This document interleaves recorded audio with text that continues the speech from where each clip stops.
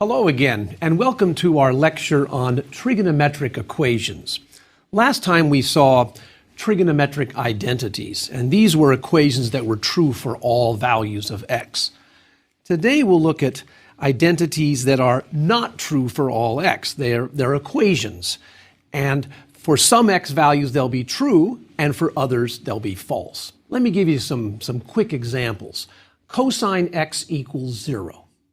Okay, that's not true for all x, of course not. But there are some values of x for which that's true. For instance, pi over 2. Cosine of pi over 2 is 0. How about sine x equals a half? For some x values, it's true. For others, it's not. In fact, we'll solve that problem in a moment. Here's a more complicated one. 2 sine squared x minus sine x minus 1 equals 0. Looks pretty scary, doesn't it? But we'll solve that problem. We'll find the x values that make that a true statement. And then we'll also look at some of these equations where we actually can't solve them algebraically by hand. We'll have to use a calculator or computer. An example such as x equals 2 sine x. I'm not exaggerating when I say these play a very big role in calculus courses. Over and over again in a calculus course, you're doing some problem involving fancy calculus skills, and you end up with some equation. It might be a trigonometric equation, it might be a logarithmic equation, etc., and you have to solve that equation. So needless to say, success in the calculus course depends on being able to solve these equations. In fact, I'm not exaggerating when I say the calculus skills are often pretty easy. You do some calculus, and trust me, it's not so hard. But then you end up with this equation, like the ones I just talked about, and you have to solve them. Ouch, that's pretty hard. Pre-calculus is difficult. I'm not being facetious here. Calculus is difficult because of the pre-calculus skills needed for success. So I'm glad you're taking this class. I'm glad you're listening to some of these videos. I hope it'll get you ready for calculus. Okay, let's begin by solving a trigonometric equation, a fairly straightforward one, and you'll see some of the issues start to come into play. Suppose 2 sine x minus 1 equals 0. Let's solve that equation. That's the same as saying 2 sine x equals 1. And if I divide by 2, I have that equation I started with, sine x equals a half. Now let's pause here. Can you think of a value of x for which the sine of x equals a half? It rings a bell. This is like inverse functions, isn't it? But in practice, people don't use inverse functions when they solve these kinds of problems. Sometimes they do. But usually, they'll just think sort of abstractly. Can I think of an x value for which sine of x equals a half? Well, pi over 6 works. Sine of pi over 6 is a half. Good. But here's a deeper question. Is that the only value? Well, if you think about it again, 5 pi over 6 also satisfies sine x equals a half. In other words, the sine of 5 pi over 6 is also a half. So I have 2 solutions now. And in fact, those are the only 2 solutions in the interval 0 to 2 pi. I have 2 solutions in that interval. But now it even gets worse. Remember, these functions are periodic. So the fact that pi over 6 is a solution also means that pi over 6 plus 2 pi, the period of sine is 2 pi, that's also a solution. Plus 4 pi, plus 6 pi, blah, blah, blah, forever. And in fact, minus 2 pi, minus 4 pi. It goes both ways. We have an infinite number of solutions, don't we? And here's how you write it. You say the following: x equals pi over 6 plus 2n pi. And we understand here that n is an integer. That's an infinite family of solutions. And then we have 5 pi over 6 plus all of its multiples of 2 pi. 5 pi over 6 plus 2n pi. So that simple little equation, sine x equals 1/2, has a complicated looking solution, doesn't it? You can see why pre-calculus can be pretty difficult. Here's a picture of our friend, the sine curve, and I've indicated on here the horizontal line y equals a half, and you see that it touches the sine curve many, many times. I've indicated a couple of values in the first quadrant, pi over 6 and 5 pi over 6. But there are an infinite number of solutions because the sine curve goes on forever. Let's do another one. Let's do that other problem I looked at earlier that had sine squared in it. So here's the equation. 2 sine squared x minus sine x minus 1 equals 0. Let's solve this equation on the interval 0 to pi. That'll simplify things a little bit because we'll cut off the interval, a finite interval. All right, what can we do with this? Ouch. Well, you might remember that we had a similar type problem back when we did exponential functions, and we noticed that you can sometimes factor these. You can think of this as a quadratic polynomial, not in the variable x, but in the variable sine x. So watch how I factor this. I can factor it as 2 sine x plus 1 times the quantity sine x minus 1. If you don't believe me, multiply that out. If you multiply that out, you get 2 sine squared x minus 2 sine x plus sine x, and then minus 1. So it's the same thing. And the advantage now is I've converted this sum and difference to a product. And if a product of two terms equals 0, one of the terms must be 0. So let's set each term equal to 0 in turn. Here we go. 2 sine x plus 1 equals 0. That means that sine x is minus a half. And now we're back to this difficult trig question. What value of x yields sine x equal to minus 1/2? 7 pi over 6 and 11 pi over 6. Whoa. That's tough. I mean, I did that pretty quickly. I've been in this business a long time.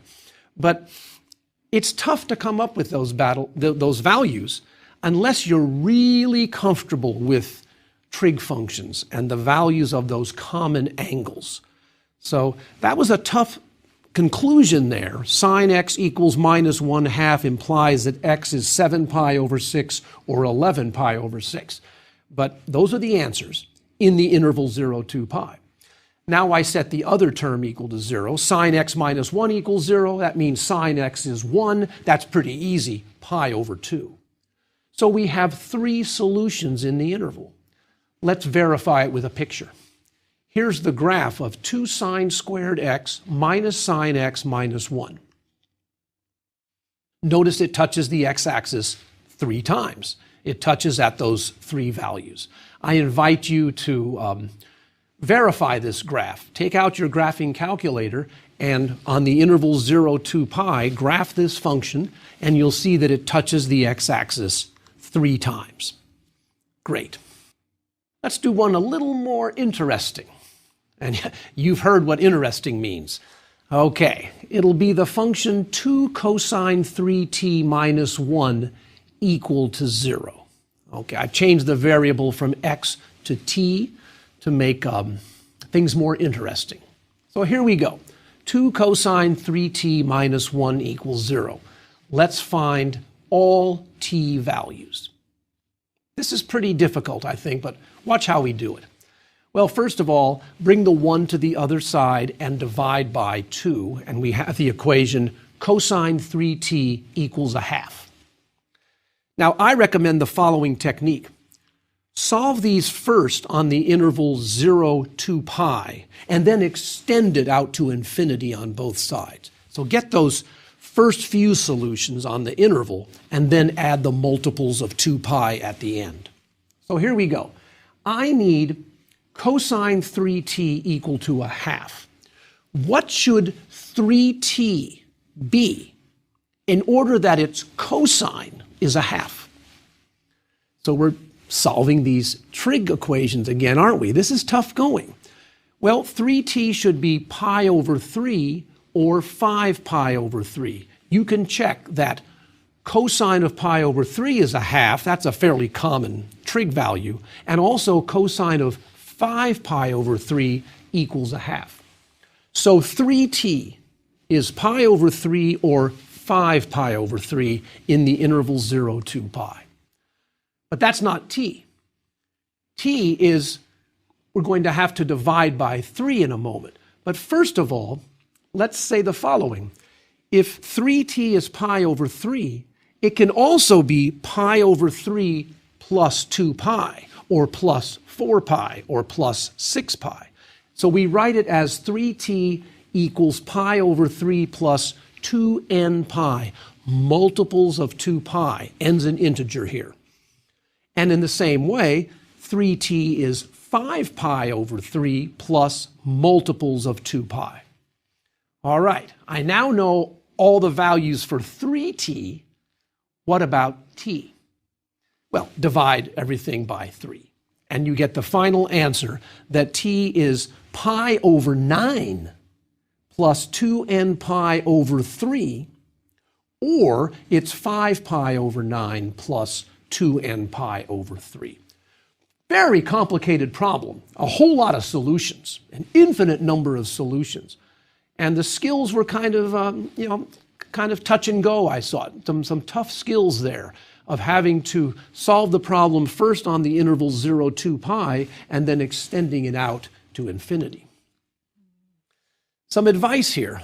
You have to be totally convinced now, I think, that we have to be confident with our trig values. We have to be able to calculate the values of trigonometric functions for common angles.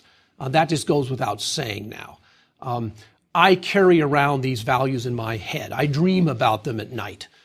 These are values that I use over and over again when I'm teaching mathematics or doing my research in mathematics. I discover that students will come into examinations with sheets of paper with all the trig values written down, or they'll have that circle with the angles. Remember, we saw a circle with the angles of 0 and 45, etc., and they'll put down the trig values corresponding to those angles. If I allow students to bring in a set of notes for an exam, and in many courses I allow them to bring in a sheet of formulas, they will always write down basic trig formulas and values on that sheet. And of course, in our workbook, we have a list of the key values in the appendix. And so you should savor this. You should practice calculating trig functions. Now that said, some professors allow calculators. Some teachers allow calculators in the classroom. I do in many of the courses I teach. I'm not sure I'll accept a calculator answer, but I encourage students to check their answers with calculators. In fact, the advanced placement program for calculus requires that students bring a calculator to the exam because some problems can only be done with a calculator. They require a calculator to be solved, to solve the problem. And of course, there are calculators and there are calculators. Some calculators don't do much. They're kind of weak. They're inexpensive. They don't have a lot of power to them. They don't have many keys on them. And yet other calculators are really, really advanced. Every year, a new calculator seems to come out that can do more and more. And so as a teacher, you have this problem that some students are sitting there with a very cheap calculator that can't do much, and then they're right next to this rich student who's bought a $400 calculator, and hence you have to make up a test that's fair and not give an advantage to the student with the fancy calculator. Okay, enough on calculators for the moment, although in this next problem, we're going to need one. So, sometimes in these trigonometric equations, you have to actually use a calculator or computer to approximate the solutions. In other words, you can't do them like we've been doing the previous problems and getting an exact answer. So let me show you an example of this. Suppose you want to find the solutions to the following equation on the interval minus pi to pi. And the equation will be x equals 2 sine x. So I want to know all x values such that x equals 2 sine x. Now you might try to solve this using some trig identities and logarithms and I don't know what else. Trust me, you cannot manipulate this equation to get it to look like x equals blah, blah, blah, blah, blah. without x. You cannot get x all alone on one side. Trust me, you can't. You might give it a try, but you won't be able to. We have to use a computer here. We have to use a calculator. We have to approximate the solution. How do you do that? Well, write it as a function, x minus 2 sine x, and graph the function and see where it crosses the x-axis. That'll be the set of solutions. Well, here's a picture of x minus 2 sine x on the interval minus pi to pi. And notice it crosses 3 times. It crosses at the origin. Well, it crosses at the origin. Look back at the equation. I should have seen that right away. If x is 0, it's a true statement, isn't it? 0 equals 0. Sine of 0 is 0. But there are 2 other solutions. I didn't get those. And in fact, they're approximately equal to 1.8955, and it's negative, minus 1.8955. Those are the other 2 solutions. There are 3 in total. Notice the symmetry of this problem. That's an odd function, and hence it's symmetric across the origin. If there's a solution over here, then on the other side there'll also be one. Now, you might ask yourself, how did we do that? Well, we graphed it, and then we found out where it crosses the x-axis. There's a number of ways of doing that. Graphing calculators can zoom in on a certain portion of the picture. So you could zoom in on that crossing point and get a bigger and bigger picture of it. You can look down and see what the value is. But most calculators now have something called a root finding ability. And you can use that button to actually get the precise approximation. That's kind of an oxymoron, but you can get an approximation that is very, very accurate, say to 15 digits or 10 digits of accuracy by using the root finding technique. And of course, good students would say, how does that calculator work? How does it find roots? That's a great question. And students ask me that all the time. And the answer is, well, you can find out the answer by taking a calculus class, because in calculus courses, you learn how to find roots of equations. The technique is called Newton's method, named after Isaac Newton, and it's a method that uses calculus. And the calculators have a modified Newton's method for finding roots to equations. A side note here, I think I told you early on in the course that I was a research mathematician, and my research is in the area of numerical analysis. And in particular, I study something called the Cortic Algorithm, C-O-R-D-I-C, Cortic Algorithm. And this algorithm is the algorithm built inside calculators for evaluating functions. Let me say it a different way. If you pick up your calculator and punch the sine key for some number, sine of 25, out pops the decimal approximation. How does the calculator do that? How did the calculator get the approximation of the sine function, or the logarithm of something, or the tangent of something? How does it do it? It uses the Cortic method. And if you're wondering what it is, look it up on the internet. It's a fascinating area of mathematical research that's really, really important because it's utilized in graphing calculators. And I'm proud to say, I kind of know how it works. Okay. Let me focus now on something a little bit different. An application to calculus, not quite an equation anymore, but I want to present a graph for you because in the next lecture, I'm going to need this property that I'm about to illustrate. So it's kind of a change in gears here, but I think you'll enjoy it. I want to consider a function that has a very curious behavior, and it's the function sine x divided by x. Let's talk about it for a moment. What's its domain? Well, you can't divide by 0, can you? So the domain is all x except for 0. It's actually symmetric across the y-axis. This is an even function, it turns out. The numerator is odd, the denominator is odd. Odd divided by odd makes an even function. But here's the fundamental question. How does this function behave near the bad point? The bad point is 0. What happens near 0?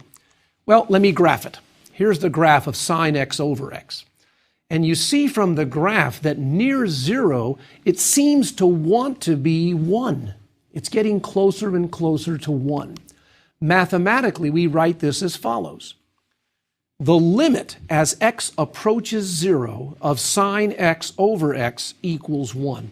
That means that sine x over x gets very, very close to 1 when x gets very, very close to 0. So keep that in mind. It's kind of an interesting graph. You should try to draw it on your graphing calculator. You'll see that it's not defined at 0, but nearby the values are very close to 1. Okay, back to equations. Sorry about that interlude, but I think it's kind of an interesting graph, and it'll come up next lecture. Let's go back to these equations. I'd like to point out that some equations are really easy to solve. For instance, find all x values such that sine squared x plus cosine squared x equals 1. And you'll say to yourself, everybody, all x values, that's an identity. It's true for all x. Or what if I say, find all x values such that cosine x is 2? Cosine x is 2. And you'll say, nobody. There are no values of x. Remember, the range of cosine is between -1 and 1. It's in that sandwich between -1 and 1. Cosine is never equal to 2. Okay, let's do an application. I like to try to do an application every lecture to see the power of trigonometry in the real world. This application uses an equation of motion of a particle that's moving, and it's only under the influence of gravity. There's no air resistance. So in a sense, it's kind of somewhat simplistic, but the ideas are still pretty important. Imagine a baseball has been batted, and it goes up in the air, and it comes down, say, 300 feet from home plate. So it flies 300 feet in the air, and let's assume that it was hit with a velocity of 100 feet per second. Well, there's an equation that gives the range of a projectile, of this baseball. And the formula comes from physics. And it's equal to range equals 1 over 32 times the initial velocity squared, and that's usually denoted v sub 0 squared, times sine of 2 theta. Sine of 2 theta. That's a formula for the range of a projectile when there's no air resistance. Here's a picture of our baseball leading the bat at a certain angle theta and going 300 feet. Here's the question. What is the angle at which the baseball left the bat? You could ask lots of questions here. You could be given the angle and ask, what's the range? But I'm doing it backwards. I'm giving you the range. I know how far the baseball went. What was the angle? Well, we can solve it now, and then I want you, after we're finished solving, see if we got the full solution. So here we go.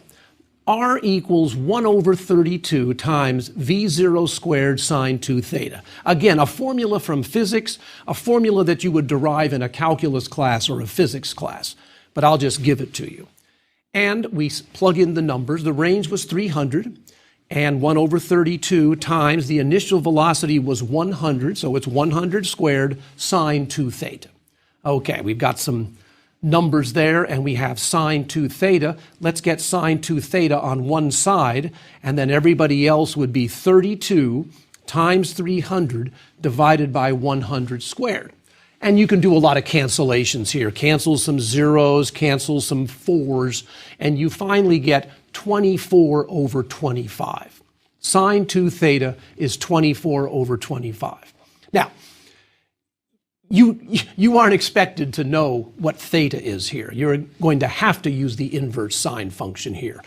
Generally, in real-life problems, the numbers are not very pleasant, and you have to actually use the inverse sine function. So 2 theta is arcsine, or the inverse sine of 24 over 25. I'm using that inverse relationship. That means theta is 1/2 arc sine 24 over 25, and then I punched it on my calculator. And in radian mode, I got a certain answer, and in decimal mode, I got the answer of 36.87 degrees, which I think makes more sense. So the angle of the bat was at 36.87 degrees. And if you plug that into the original equation, it's true. That's a good answer. Now, did you notice something here? Something kind of subtle. There's another solution to this problem. You might have noticed this. The angle 90 minus 36.87 is the angle 53.13 degrees, and that also satisfies the problem. There's this angle, and then there's actually another angle up here, the complement of the answer. That's quite difficult to realize, and generally students are never expected to be able to figure out that second solution. Okay, let's turn to a real calculus application. I got this problem again out of a calculus textbook, but we'll be able to answer it with our pre-calculus skills, our trigonometric skills. We've become quite adept with trigonometry, and this problem is very, very approachable with our knowledge of trigonometry. It's kind of a fun problem, and it's indicative of many, many calculus problems where you try to find a maximum value or a minimum value. So here's the problem. Imagine you have one arc of the cosine function. Remember that cosine of minus pi over 2 is 0, cosine of 0 is 1, and then cosine of pi over 2 is 0 again. So that's an arc of the cosine function. And stick inside a rectangle with the base on the x-axis, and it goes up and bumps into the cosine function. And I want to find the value of x, where x is that edge of the rectangle, that makes the green rectangle as big as possible in area. And you can imagine certain values. X could be really, really small, and you'd have a tall, skinny rectangle, wouldn't you? Or x could be close to pi over 2, and you'd have a very flat, short rectangle. Or perhaps, like the one shown in the picture, would have more area. So the question is, what's the optimal rectangle here? Well, let's solve it. This is kind of a fun problem. What is the area of the rectangle inside the cosine curve? Well, the base is 2x, where x is the coordinate on the right-hand side. The base is 2x. How high is the rectangle? What's the height? Well, x goes up and hits the curve. So the height is cosine x. The height is determined by the cosine function. So the area is 2x cosine x, and there's a domain here. X starts at 0 and ends at pi over 2. Clearly, if x is 0 or if x is pi over 2, you have a pretty bad rectangle. In fact, you have a rectangle with no height or a rectangle with no width. But x is somewhere in between those numbers. All right. How do you find the maximum value? If you took a calculus course, you would do it a certain way using calculus skills. But we don't need calculus. Graph this function on your graphing calculator. Here's a picture of it. That's a picture of 2x cosine x on the interval 0 to pi over 2. Notice that at 0 and at pi over 2, the graph is 0. That's because there's no area. And then find the top point. The high point on that graph is the maximum.